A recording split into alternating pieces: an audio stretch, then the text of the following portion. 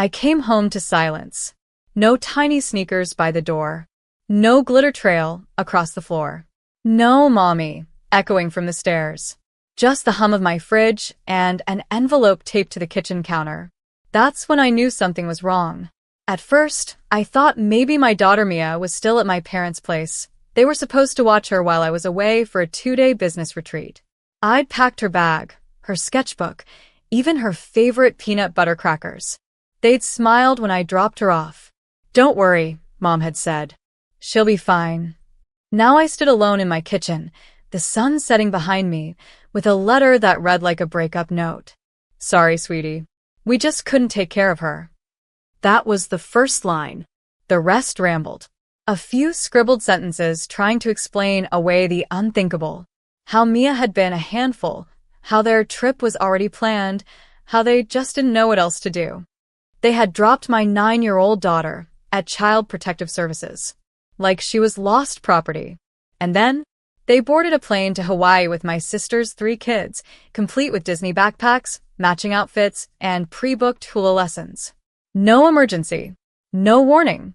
No phone call. Just a note. And a daughter in foster care. I didn't scream. Didn't throw things. Didn't call anyone to cry. I drove straight to the CPS office. When I walked in, the woman at the front desk recognized the name immediately. "Are you Mia's mother?" she asked gently. I nodded. She exhaled, stood up, and led me back to a quiet, windowless room. And there she was. Mia. Curled up on a hard plastic couch with a blanket wrapped around her, hair tangled, cheeks puffy. Her sketchbook clutched to her chest like a lifeline. She looked up when I entered. "Mom," I knelt down in front of her. "I'm here, baby." She didn't say anything else. Just buried her face in my neck and started shaking. Not sobbing, just trembling like a branch in a storm. The caseworker gave me space. Didn't ask questions yet. I appreciated that. When we finally spoke, she told me the truth. They dropped her off with a backpack, a note, and 0 documentation. Said they couldn't manage her anymore. The system had no choice but to take her in until we found a contact. "We've been trying to reach you for hours." I checked my phone. 1 missed call. No voicemail. No messages from my parents. Just silence. The kind you never forget. I signed the forms. Took my daughter home. Got her in the bath. Fed her pancakes at midnight. Then I sat down with the note again. And I made a list. Not a revenge plan. Not an emotional rant. A timeline. A paper trail. A set of names, dates, departures, flight numbers, and jurisdictional authorities. Because I wasn't going to scream. I was going to document. My name is Jordan. And from wherever you're watching this, stay with me. Because they thought they left my daughter behind with nothing. But what they really left behind was a mother with everything to prove. And tomorrow morning, someone was going to knock on their door. And this time, they wouldn't be able to walk away. My parents always had 2 sets of rules. One for my sister, Samantha, and one for me. Samantha was the golden daughter. Cheer captain. Married by 22. 3 kids, Pinterest lunches, matching family pajamas every Christmas. I was the late bloomer. The rebellious one. The career girl who made her own life too complicated. That's what they called it when I had Mia at 25 and raised her without a husband. To them, she was a reminder of my mistake. To me, she was my miracle. But from the moment Mia was born, she was treated like a backup grandchild. Every year, my parents sent Samantha's kids elaborate gifts, tablets, bikes, full costume sets. Mia got pajamas. Sometimes not even the right size. One Christmas, they mailed matching sweaters for all the cousins. Mia's box was empty. Mom claimed it was a shipping error. I said nothing, because I was used to the errors always falling on our side of the family tree. But what really broke me was watching Mia notice. She never asked for more, never complained. She just watched from the corner while her cousins got praised for basic manners, while she got labeled difficult if she didn't smile on command. My father once said, "She's a little quiet, isn't she? Probably needs more structure." I said, "She's thoughtful." Not loud. That's not a flaw. He rolled his eyes. Samantha could drop her kids off unannounced, 2 weekends in a row, and my parents would rearrange their lives to babysit. I'd call once, with 3 days' notice. Sorry, sweetie, we're so booked. Maybe next time. Mia never got sleepovers at Grandma's. She got conditions. And the irony? Mia adored them. She made cards, painted them watercolor bookmarks, brought them her favorite shells from the park. She tried. And still, she wasn't enough. I told myself they'd warm up, that they were just old-fashioned, that maybe when Mia got older, they'd see her. But they didn't. Instead, they planned a once-in-a-lifetime family trip to Hawaii and asked if I could keep Samantha's kids for a few days before the flight. I said no. I had work. So, did Samantha? We agreed. Mom and Dad would take Mia and her cousins together for one night before the trip, then we'd figure it out. What I didn't know was, they'd never planned to take Mia at all. The cousins' bags were packed with bathing suits, goggles, travel tablets. Mia's backpack had crackers and one stuffed rabbit. And a note. Not even sealed in an envelope. Just scribbled on printer paper. Sorry, sweetie. We just couldn't take care of her. They didn't forget her. They excluded her. Deliberately. Left her in a government office while boarding a flight with 3 kids in matching Aloha Squad shirts. I kept rereading that line in the note. We just couldn't take care of her. But they never had to, because she took care of herself more than they ever took care of her. And now? She had a mother who wasn't interested in vengeance. Just accountability. Because you don't abandon a 9-year-old like a spare toothbrush and fly off into a sunset. Not when she has a mother like me. It was handwritten. On plain white paper. No envelope. No dignity. Just folded once and left on my counter like a crumpled receipt. The handwriting was unmistakable. My mother's perfect loops and passive-aggressive curls. Sorry, sweetie. We just couldn't take care of her. That was the first line. The rest? Some twisted mix of excuse, denial, and fake affection that read more like a cover letter than a cry for help. Mia is a lovely girl, but we simply weren't equipped for her level of sensitivity. She had a small meltdown over pancakes and wouldn't stop crying for you. With the upcoming trip and all the planning involved, we just couldn't give her what she needed. We thought it would be best for her to be somewhere safe and structured. And you know how anxious she can get. Safe and structured. They were talking about foster care. They used clinical language to dress up abandonment. They ended the note with, "Hope you understand. We'll be back in 10 days. No signature. Not even a love, Mom and Dad." Just an afterthought, like they were confirming a package drop-off. I sat there for a long time, reading it again. and again. And the thing is, I almost did understand. Because this wasn't new. This wasn't the first time they made Mia feel like a backup plan. This was just the loudest version of what they'd been doing quietly for 9 years. But now I had proof. So I got to work. I scanned the note, took high-res photos, documented the time I found it, recorded a voice memo of my initial reaction, calm, detailed, time-stamped. Then I called Sasha, my closest friend and a legal assistant for a family law attorney. They left her in state custody, Sasha, with a note. While they went to F******ing Maui. Her voice dropped. Did you document everything? Every line. She gave me the plan. File a formal CPS report, not to attack them, but to solidify the record. Open a case for endangerment abandonment, especially given Mia's age and medical history. She had mild asthma, which they conveniently forgot to list. Notify the court of upcoming travel so that jurisdiction fell under my local system, not theirs. And then, the final move. File a freeze on any shared financial accounts they used to pay for that trip. You have precedent. They're in Hawaii, Sasha. What's that going to do? She paused.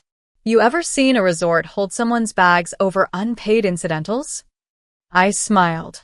Not because I wanted revenge, but because they needed consequences. Not screaming, not guilt, just a mirror. And I was about to hold it right to their sunburned faces. Before I filed, I asked Mia something. Sweetheart, what did Grandma and Grandpa say when they dropped you off? She shrugged. Her voice was soft. Grandma said not to cry.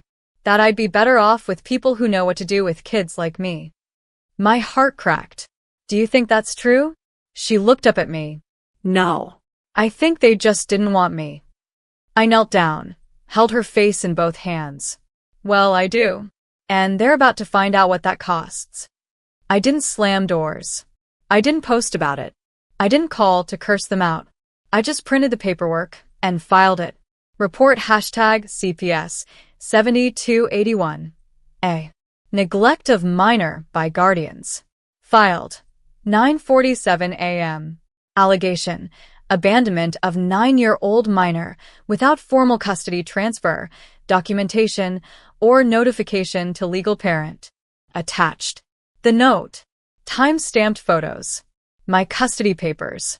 Flight booking records. They booked the trip 4 months prior, meaning they had time to plan who would go and who wouldn't.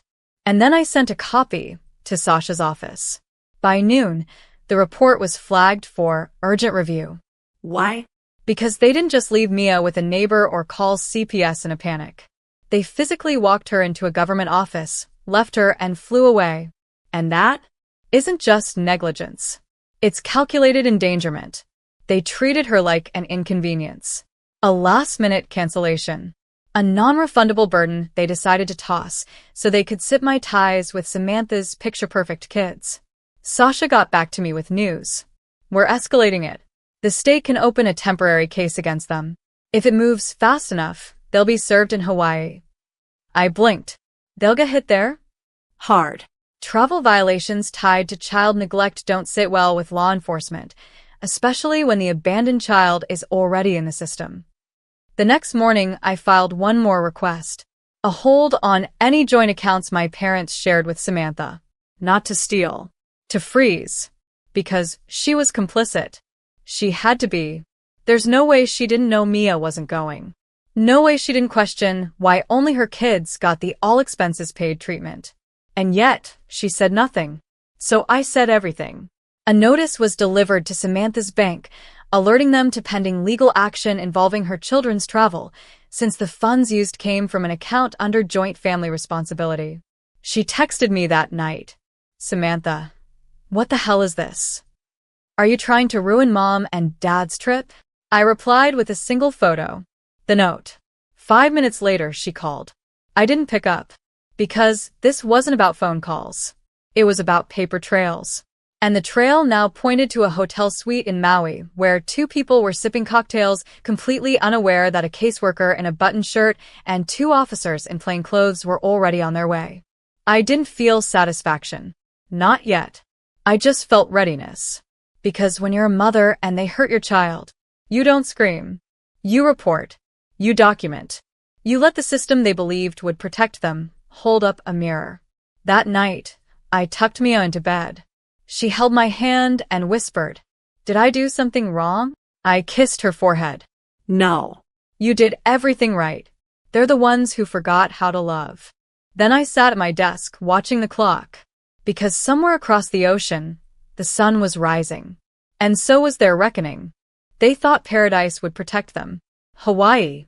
5-star suite. Ocean view balcony. 3 grandkids eating rainbow shave ice, while Samantha posted boomerangs of beach yoga and pineapple brunch. No responsibilities. No phone calls. No guilt. Just vacation. Until 7:42 a.m. Room 604. Bang. Bang. Bang. 3 sharp knocks on polished wood. Not a polite knock. Not a housekeeping tap. A government knock. The kind that tells you, you're not in charge anymore. Inside the room, my mother was pouring coffee. My father was scrolling through weather apps, planning the next excursion. They hadn't even called to check on Mia. Didn't send a single text.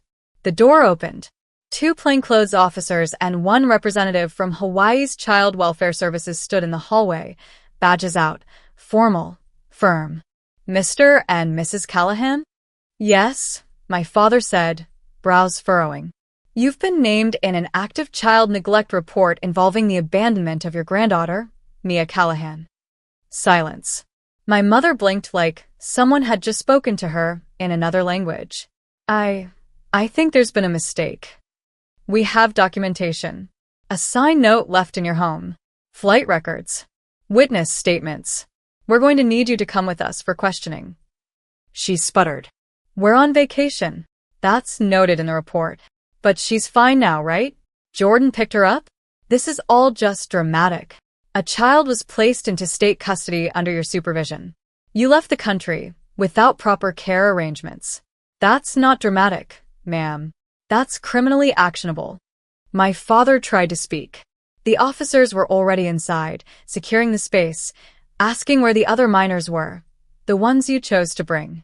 The hotel manager appeared 10 minutes later, red-faced, apologizing to guests in the hallway as voices rose. A crowd had gathered. Samantha, in gym clothes and wet hair, came running from the breakfast buffet when she heard. What's going on? She saw the officers. This is ridiculous. She's her granddaughter. Not your daughter, the caseworker corrected. You weren't listed on any custodial paperwork. And you're the one who traveled with your own children under false pretense. Samantha's jaw dropped. False? My parents paid for this trip, with funds that are currently under review due to joint custody disputes and pending financial negligence. That hit her like a slap. Now the manager looked concerned. Are these guests under some sort of criminal investigation? Pending, yes. Within 20 minutes, my parents were escorted from the suite. Not handcuffed, not arrested, just exposed. Samantha and the grandkids were told to remain in the hotel until clearance was given. The trip? Over. My mother tried to call me. I let it ring, then blocked the number. Because I wasn't looking for drama. I was looking for consequences. And now they had begun. By the time they landed back on the mainland, they were slapped with an emergency CPS court date, a social worker visit scheduled to inspect their home, a community memo from their local church, removing them from childcare volunteer lists, and perhaps worst of all, they had to explain why one grandchild was missing from the photos, why only 3 children came back with leis and luggage, why one little girl came back with silence, trauma, and a mother ready to burn it all down. By the time they landed back home, the walls were already closing in. No welcome committee. No excited grandkids jumping into their arms. Just silence and consequences. Their house had already been visited by a CPS field agent. Neighbors watched. Not from curiosity, from recognition. Because word had gotten out. Not from me. I never posted a thing. But small towns don't need posts. They just need one whisper. Did you hear what the Callahans did to their granddaughter? Left her with foster care. On purpose. While they were sipping coconuts on a beach. My parents' phone calls tripled. From the community center. From the church elder board. From Samantha. You need to fix this, she texted them. But they couldn't. Because I didn't just file reports. I filed a motion. Emergency petition for legal guardianship restructuring. Effective immediately. No unsupervised visits. No temporary custody over minors without parental review. And no legal say over Mia. Ever again. I filed a cease and desist order to prevent them from using Mia's name in any public statement. They couldn't play the misunderstood grandparent card, not with state evidence sitting in 3 manila folders on a judge's desk. Then came the financial blow. Sasha pushed forward on the motion to freeze their travel-related funds. Since they'd booked the family vacation with funds partially tied to shared accounts, meant originally for college savings, mine, years ago, we had grounds to investigate misuse. The court agreed. Their accounts were audited. Half the hotel bill, paid through a savings account they promised would be locked away for Mia someday. My father tried to deny it, until they pulled the bank records. That hit Samantha the hardest. She had plans, a new kitchen renovation, a private school fund, a leased SUV. Now, she had a lawyer. Not against me, against them. You dragged my kids into this, she screamed over voicemail. You knew, I texted back. And you said nothing. She never replied. At work, people stopped asking my parents about the grandkids. At church, they stopped getting invited to speak. Their picture-perfect legacy? Cracked. And I didn't gloat. I just rebuilt. I took time off work to stay home with Mia. We painted her room, bought glow-in-the-dark stars, made forts from old blankets. We started family movie nights, just us. Mia was quiet at first, Jumpy. distrustful. But one night, after brushing her teeth, she looked at me and said, "Grandma used to say I was too much. Am I?" I knelt down, looked her in the eye. "You're not too much. You were just too bright for people who forgot how to see light." She smiled, small but real. And for the first time since that day, I felt peace. Not victory. Not revenge. Just peace. Because I hadn't taken anything from them that wasn't already rotting. I just stopped pretending the rot wasn't there. And now? They'd never have control again. It started with a whisper. "Can I paint my walls?" Mia stood in the hallway, holding 3 swatches, lavender, seafoam green, and soft gold. Her fingers were still stained with marker from earlier. I smiled. "You can paint them all if you want." She grinned. That was the first time I'd seen her smile without checking the room to make sure it was safe. We picked seafoam. She wanted stars on the ceiling, so we made them. Glow-in-the-dark ones. We spelled her name in constellations above her bed. She started sleeping through the night again. Stopped checking the door lock twice. Stopped waking up afraid someone else would leave her. Because now she understood. No one was leaving. And if someone tried to, she had a mother who would burn the whole system down first. We started doing little rituals. Morning smoothies. Afternoon walks. Art hour every Sunday, even if we just colored the same page for 30 minutes. One night, she pulled out her sketchbook, the one she clutched at the CPS office. She turned it to a page I hadn't seen before. It was a drawing. A tiny girl with wild hair, sitting on a suitcase under a sign that said, "Lost and Found." But next to her, a taller figure held her hand. The figure wore a shirt with a heart on it and a big, uneven smile. Me. Underneath, Mia had written, "Found." I didn't cry. I just held her and whispered, "You're not a burden, baby. You're a miracle. A gift they didn't deserve. But I do. And I will never stop showing you that." Her voice was small. "Even if I mess up? Even then. Especially then." Because that's the thing about real love. It's not loud. It's not performative. And it doesn't abandon you at an office with a note taped to your backpack. Love shows up. Even when it's hard. Even when you're exhausted. That week, I got a call from a local nonprofit. They'd heard about what happened, not from me, but through quiet whispers. A staff member from CPS had referred me to a small resilience project for single parents. They asked if I'd speak on a panel. Not about the scandal. Not about the report. About what comes after. About rebuilding trust. Protecting kids. Being believed. I said yes. Not because I wanted the attention, but because I wanted every other mother who'd been made to feel too much to know. You're not weak for staying quiet. You're not dramatic for fighting without shouting. And you're not wrong for walking away from people who share your blood, but not your soul. That night, after the call, Mia asked, "Mommy, are we normal now?" I shook my head, grinning. No. "We're not normal. We're better. We're ours." She laughed. And in that moment, giggling in seafoam walls under plastic stars, I knew. They may have broken everything once, but they didn't win. We did. They showed up 2 weeks later. I was on my porch watering the little flower bed Mia and I had planted together. Wildflowers and baby lavender, the kind of things that grow quietly and bloom without permission. Their car pulled up slow, cautious. My mother got out first.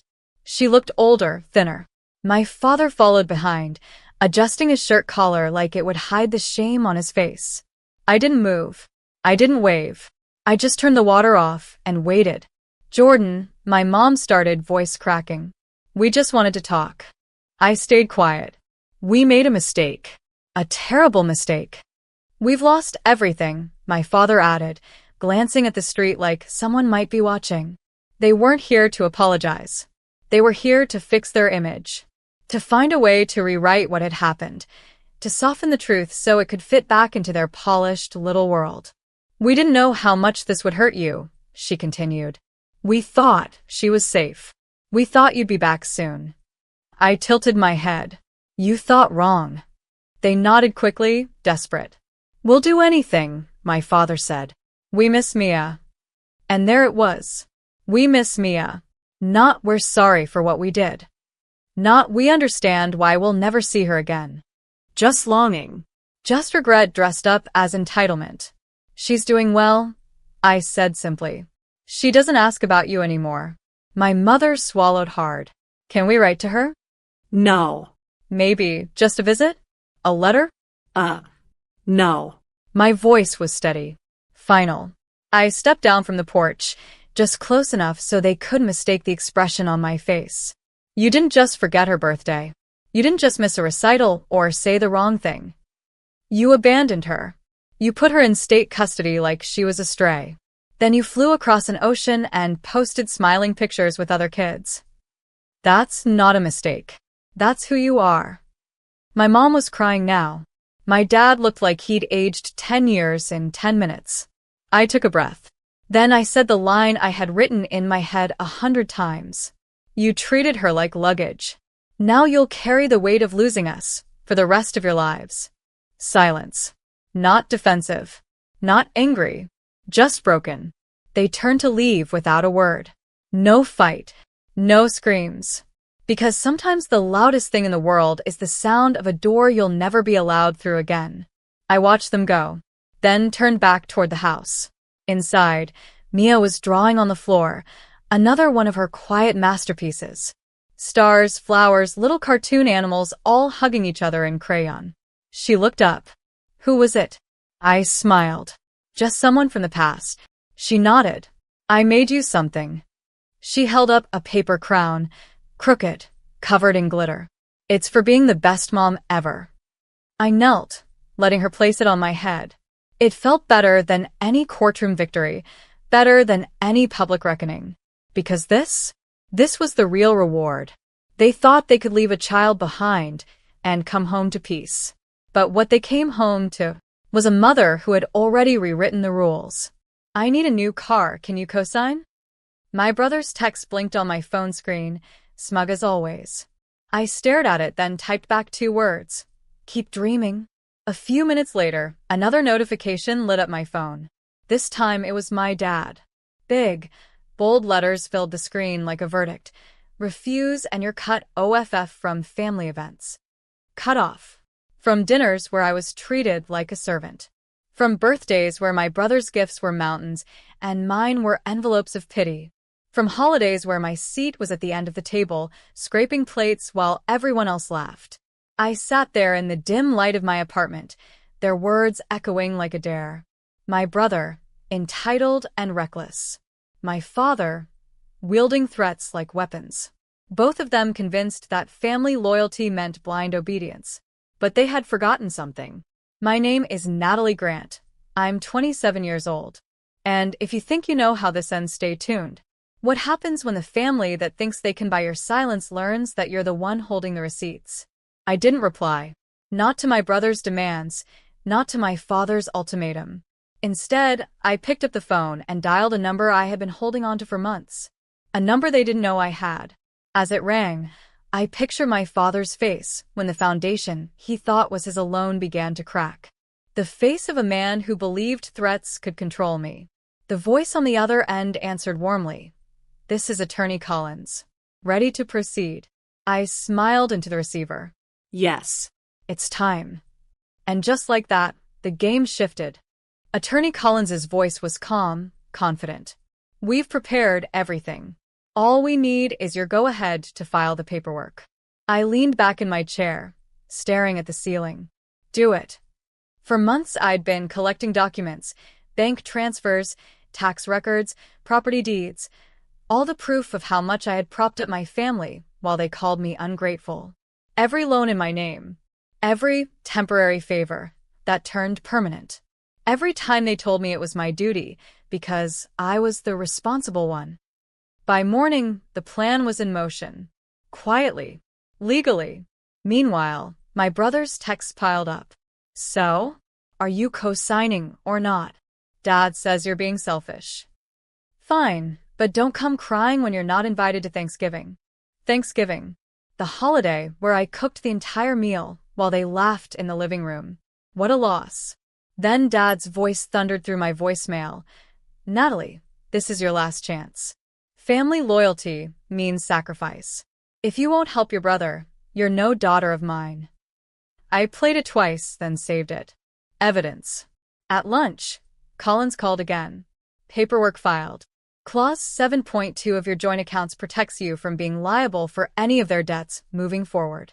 And, she paused, almost amused, it also freezes access to the emergency fund unless you authorize it. I grinned. That fund had always been their safety net. Their cushion. Their weapon when they wanted to remind me I wasn't in control. By dinner, my phone lit up again. This time, not with demands, but with panic. Natalie, what happened to the account? Why can't we withdraw? I set the phone down, calm washing over me. For once, the silence wasn't mine. By dawn, the storm had arrived. 32 missed calls. A dozen frantic texts.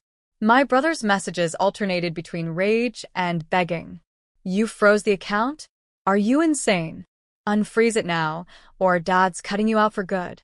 Please, Nat, I already told the dealership I'd be there this week. They're holding the car.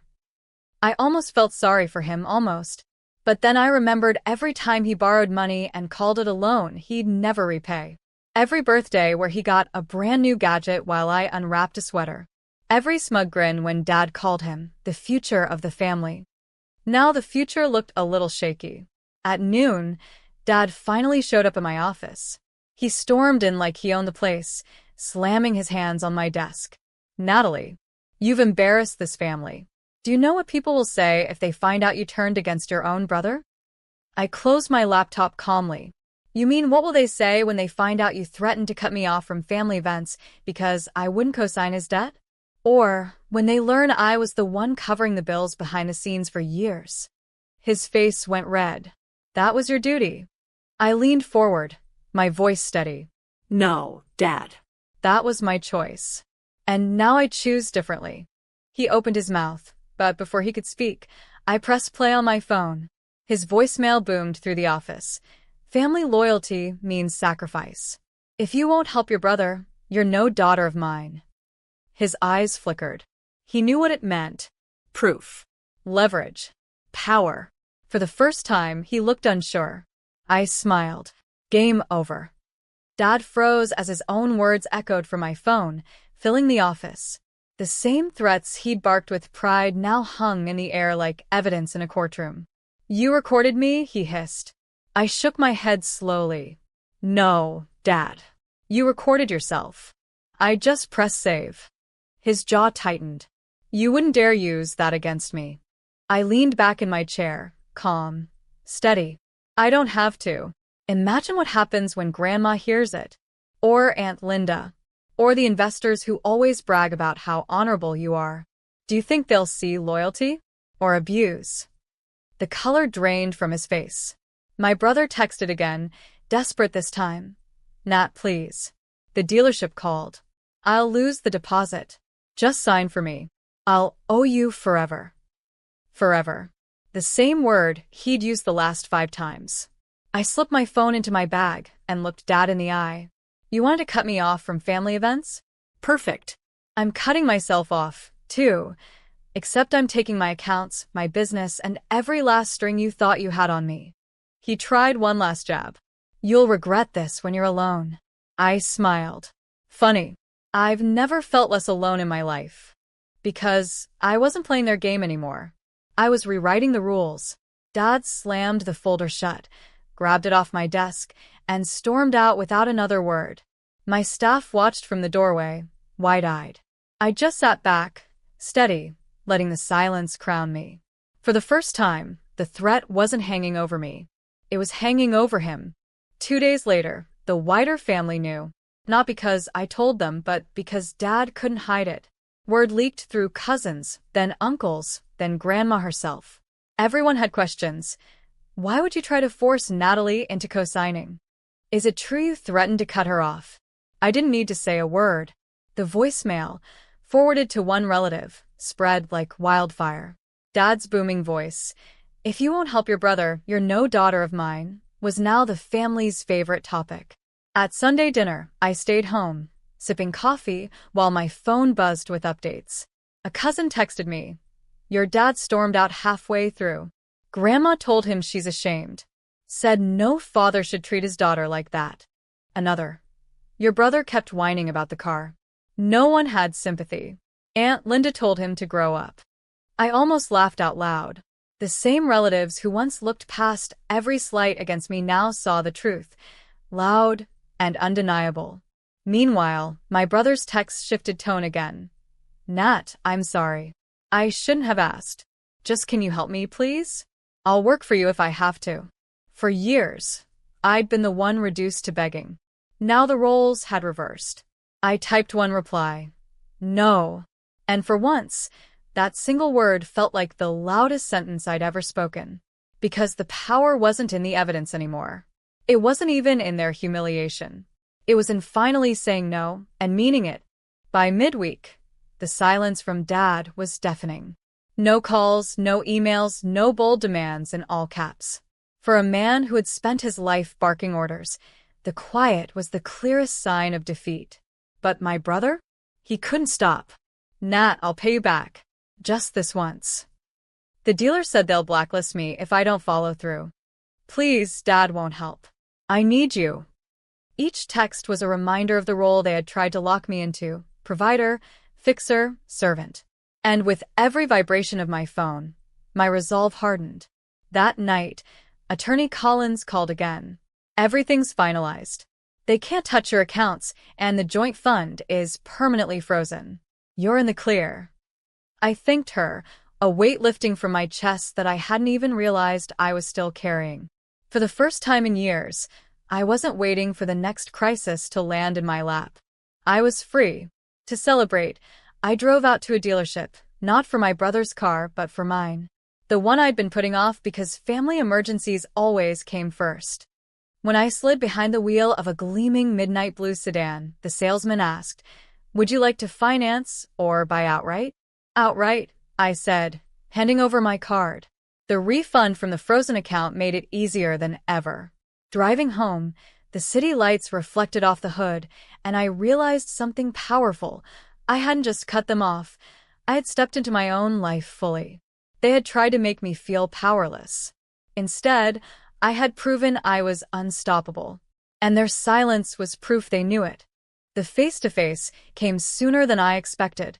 Saturday morning, a knock rattled my apartment door.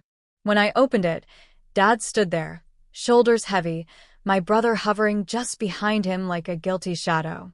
"Natalie," Dad began, his voice low, not booming this time. "We need to talk." I crossed my arms. "Funny, last time you wanted to talk." It came in all caps. He winced, glancing at my brother. "We overreacted. Your brother made mistakes, but he's young. We just thought." I cut him off. "You thought I'd roll over. You thought I'd sign my name, ruin my credit, carry his debts, and call it loyalty. That's not family. That's exploitation." My brother shuffled his feet. "I'm sorry, Nat. I didn't mean." I raised a hand. No. You meant it. "You meant every request, every demand, every assumption that I'd sacrifice myself for you. You just didn't expect me to say no." Dad's jaw tightened, the old pride flickering. "Do you really want to cut ties over something like this?" I stepped closer, my voice steady. "I didn't cut ties. You did, when you threatened me, when you chose his comfort over my dignity. You made it clear I wasn't a daughter to protect, but a tool to use." The silence between us stretched, heavy and unfixable. My brother's eyes dropped, Dad's fists clenched, but neither had words left. I opened the door wider, not to invite them in, but to make my point clear. This is my space, my rules, my life, and unless you can respect that, you don't belong here. They stepped back, defeated. For once, the power was entirely mine. When the door finally shut behind them, I leaned against it and exhaled. The same people who had once dictated my every move had just walked away powerless, their threats hollow, their pride cracked wide open. Weeks later, the fallout became permanent. At family gatherings, their absence was obvious because they stopped inviting me, thinking it would punish me. But I didn't feel punished. I felt free. My holidays weren't filled with forced smiles and endless chores. They were mine, quiet dinners with friends, laughter that wasn't conditional, celebrations where I belonged.